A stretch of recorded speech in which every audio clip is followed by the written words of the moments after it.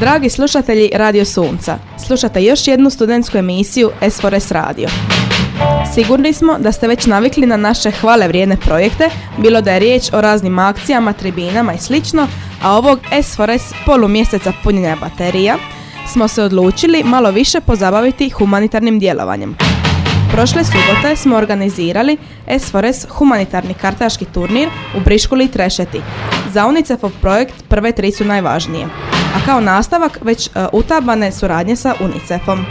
Svaki natjecatelj uplatio je 20 kuna, a uz to smo prodavali i UNICEF-ove proizvode poput medvjedića, čaša i narukvica, a sav prihod namijenjen je UNICEF-ovoj ovoj akciji. U konačnici cilj je da djeca budu uspješna i zadovoljna, a društvo zdravo i napredno. Ne moramo ni napominjati da je atmosfera u Facebookovoj učionici bila odlična, bilo je puno smijeha, zabave i natjecateljskog duha nije falilo. Zahvaljujemo svim sudionicima i još jednom čestitke pobjednicima, a sad poslušajmo njihove dojmove. Bilo je super, bilo je zanimljivo iskustvo, no šteta što nismo malo bolje se plasirali, ali zadovoljni smo i vidimo super dogodine. Isto. Nema šta dodati. Ništa. Bravo, eto momci, čestitamo. Hvala. Zadovoljni smo što smo sudjelovali na turniru, bila nam je čast sudjelovati u humanitarne svrhe i doćemo opet. To je komentar. Eto, kolega je sve reka i ako bude do godine, nadamo se da ćemo se vidjeti opet. Dakle, zadovoljni jesmo, očekivali smo ovdje proći prvo kolo, znači došli smo do finala, to je uvijek veliki uspjeh. Zadovoljni smo s organizacijom, sve je bilo na jednom dobrom nivou, puno bolje nego lani, znači učite i vi na organizaciji. Tako, nemamo što reći, vidimo se najviše do godine. I upravo smo dobili jednu najavu za predavanje Marie Curie stipendije za doktorski studij.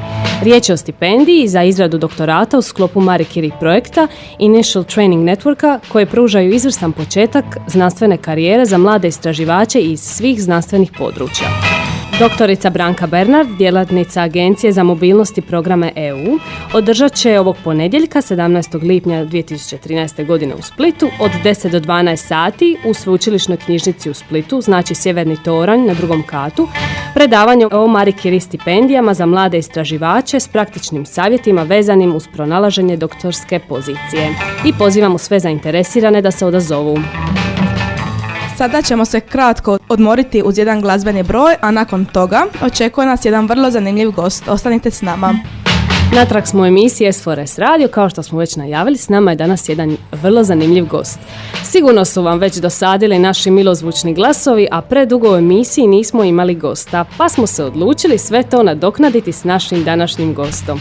Riječ je o uspješnom studentu prve godine diplomskog studija Ekonomskog fakulteta, Duji Radovčiću, koji je uz to i mladi poduzetnik. Duje, dobro nam došao. Dobar dan, još bolje vas našao. Zašto je Duje tako uspješan, čućete kad ga budemo rešetali pitanjima. Krenimo mi od toga da si ti prošle godine osvojio prvu nagradu, osmislivši zajedno s kolegicom Marijom Čavar proizvod nazvan CrowBox u okviru projekta Student Business Academy, koji se održava pri Ekonomskom fakultetu u Splitu. Reci nam o kakvom se projektu tu uopće radi. Tako je, sve je krenulo početkom prošle godine od Student Business Akademije koja je trajala 6 tjedana. 40 studenata sa svih splitskih fakulteta, formirali smo timove. Eto, moj tim, odnosno kolegica s medicine Marija Čavar i ja smo se potrudili i komisija od članova koji su došli iz banaka, udruge poslodavaca, grada i županije je odlučila da smo pobjednici na tom natjecanju.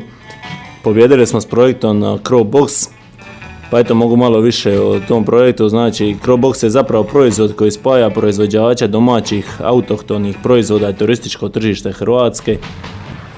On je zamišljen tako da ima aspekt i financijski, i marketinški, i socijalni, i tehnološki, odnosno u njemu imamo i mobilnu aplikaciju, i vaučere, i pojedinačne proizvode koji se oslanjaju na isključivo autohtone izvorne proizvode koji još nisu pronašli put do tržišta naših turista, odnosno naši turisti uglavnom kupuju kineske proizvode, kako mi volimo nazvati, kineske grabljice i lopatice i ćevape. Uglavnom, tako ste i došli na ideju? Tako smo došli na ideju. Prvo je bila ideja zeleno-plavoga mosta i na kraju se kroz 6 tjedana izrodio CrowBox.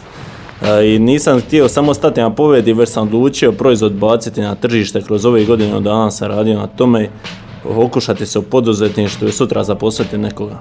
Evo, jedan kolega upravo sada radi završni rad na temu marketing plana moga proizvoda.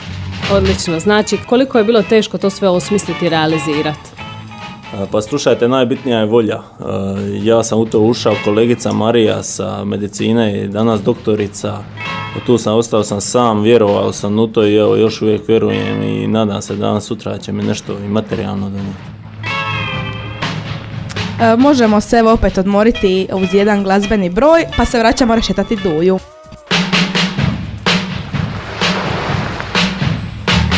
Natrag smo u emisiji S4S Radio, s nama je student poduzetnik Duje Radovčić. Evo Duje, nakon što smo pričali o Crowboxu, tvom projektu, nakon toga zaredao se niz projekata. I tako je krenula lavina projekata. Upisao sam se u EU školu gdje sam naučio kako povući sredstva iz europskih fondova. Tu se vidi nakon diplome magistra ekonomije sljedeće godine. Sudjelovao sam i na raznim natjecanjima tipa Innovation Hub Experiment i Software Startup Akademije, recimo to su organizatori Microsoft i Facebook. Na takvim radionicama može se naučiti dosta dobrih stvari i upoznati kvalitetni ljudi koji stjeraju na aktivniji život i razmišljanje. Poslije toga smo ušli u samostalne projekte.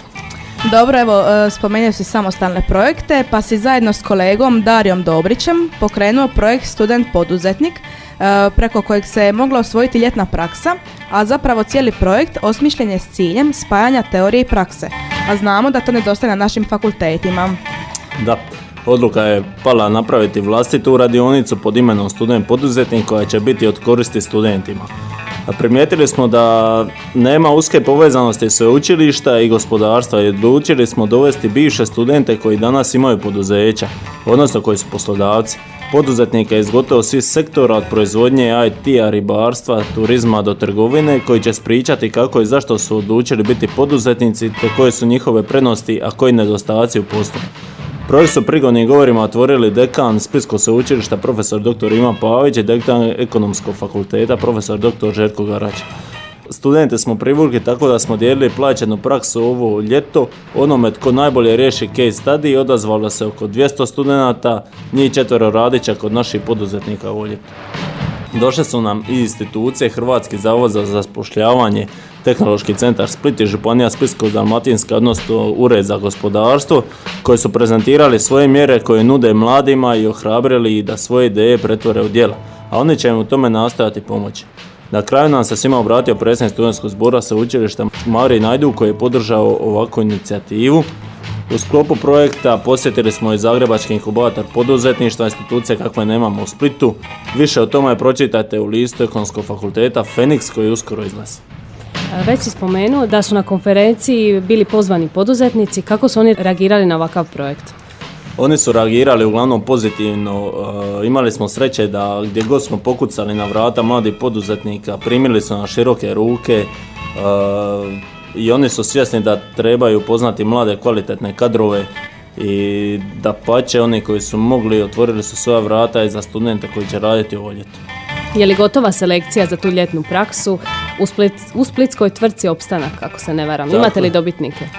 Napravili smo jedan case study koji je bio dostupan online. Studenti su se mogli prijaviti. Koliko imamo informacije, nekoliko desetaka studenta se prijavio s selekcijom tvrtke Opstanak koja se inače bavi maloprodajom, veleprodajom uredskog materijala. Su došli do 4 imena koji će uskoro početi raditi. Bravo za njih. A Duje, ti si uz to sve bio i dio organizacijskog tima Shift konferencije koja se nedavno održala u Splitu. Kako je došlo do te suradnje i koja je tvoja uloga u tome svemu?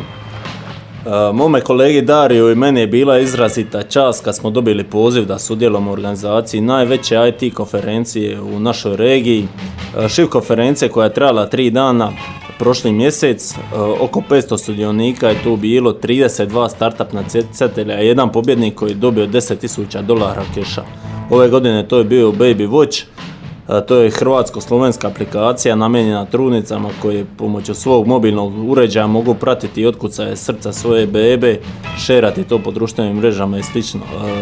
Eto, mi smo igrom okolnosti nas je pozvao naš prijatelj i kolega Burazin, koji je bio na našem projektu Student poduzetnik, da dođemo tamo pomoći. Znači njih već 10 je bilo u tom organizacijskom timu, ja i kolega Darija smo, znači zakružili smo taj tim na 12, eto pomogli smo koliko smo mogli, ušli smo u to sa svim srcem i pomogli smo koliko toliko da to ispadne, eto ispale odlično, ta konferencija ide dalje. Nažalost neću biti sljedeća godina u Splitu, ide na razmjenu studenata, ali eto... O tome kasnije. O tome kasnije, idemo sad na jedan glazbeni broj.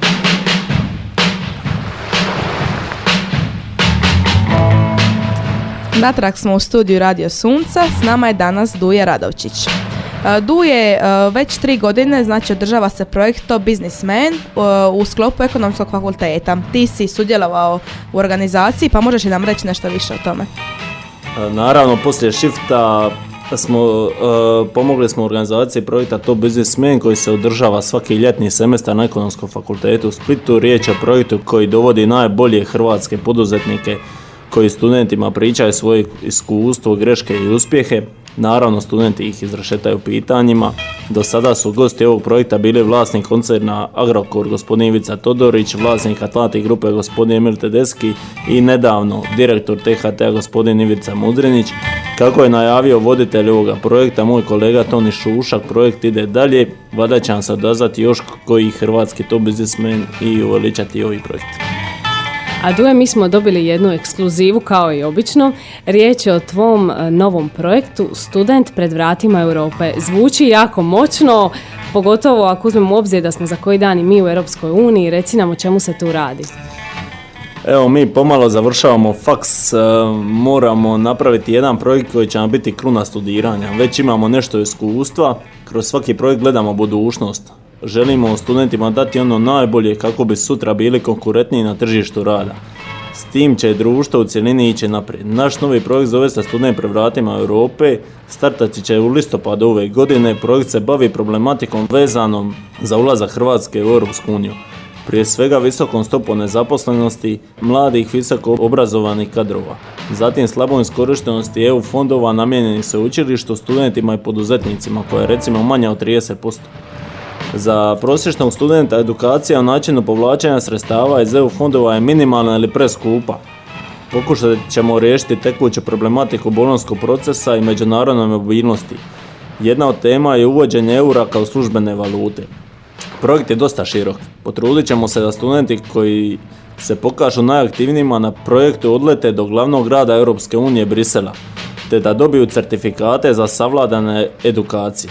Više ćete saznati početkom sljedeće akademske godine putem našeg marketinga, odnosno plakata, interneta i medija. Imamo jasne ciljeve, rezultati naših projekata potpuno su mjerljivi i imaju pozitivnog efekta na gospodarstvo, najviše na tržište rada. I jedno pitanje koje mislim zanima sve slušatelje, kako ste vi uspjeli isfinancirati sve te projekte? Pa pratimo uglavnom natječaje, to nam je primarno, dobro se pripremamo dokumentaciju i druga stvar je tražimo nekakva sponzorstva, tražimo ljude, odnosno poduzeća koja su financijski stabilna i ponudimo njihove koristi, oni to prepoznaju, vide mlade ljude koji su aktivni, koji su željeli nešto napraviti i uglavnom do sad nismo imali problema i uspijemo pokriti sve svoje troškove. Bravo, evo čestitamo. Malo prije si spomenuo da planiraš na Erasmus, znači ostala ti još 1 godina studija i gotov si. Što onda? Onda, znači ja sam sada na smjeru međunarodna ekonomija europske integracije, prijavio sam se na Erasmus, dobio sam Poljsku, u Poznan idem sljedeći ljetni semestar pisati diplomski rad. Poslije toga ne znam, gotov sam s fakultetom, super jedno iskustvo, ne vjerujem da će baš upast to malo depresiju, ali... Pa vjerujemo i mi da će ti ovi svi projekti u kojima si sudjelovao stvarno pomoći, a imaš li neku poruku za studente? Pa imam, studenti, ja sam još uvijek student, slušajte svoje misli, svoje srce, budite se rano, budite vrijedni, radite svoje ideje, pokušajte pretvoriti u djela, negdje će vam se zatvoriti jedna vrata, otvorit će vam se njih 10. Pokušajte, nemojte odustati i vjerujte, evo, mi imamo nekoliko uspjeha iznad sebe, nismo se digli toliko u nebo, ali vjerujemo da radimo dobre stvari i radit ćemo još dalje koliko budemo mogli. Evo, hvala ti puno što si nam bio gost. Nadamo se da ćeš ostvariti još puno poslanih uspjeha. Hvala vama, doviđenja. To bi bilo sve za danas od nas. Idućeg tjedna smo ponovno s vama na valovima Radio Sunca u 18 sati. Pozdrav od Ane B. i Ane K.